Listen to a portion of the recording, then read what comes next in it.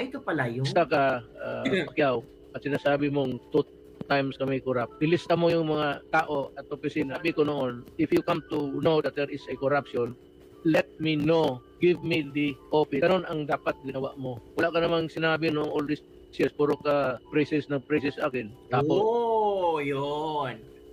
Wala kang ginawa wala kang ginawa naman na kabalastugan sa akin. Puro ka praises, puro appreciation kay Pangulong Duterte. Ito ang klaseng tao na sipsip.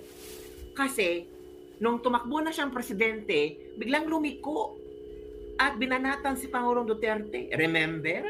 Hindi lang si Pangulong Duterte ang kanyang binanatan, kundi si Bongbong Marcos din. So kaya, nagtaka si Pangulong Duterte, bakit binanatan ako ni Manny Pacquiao? Noon, praise siya sa akin. Kagaya ng mga politiko noon. Si Pangulong Duterte, love na love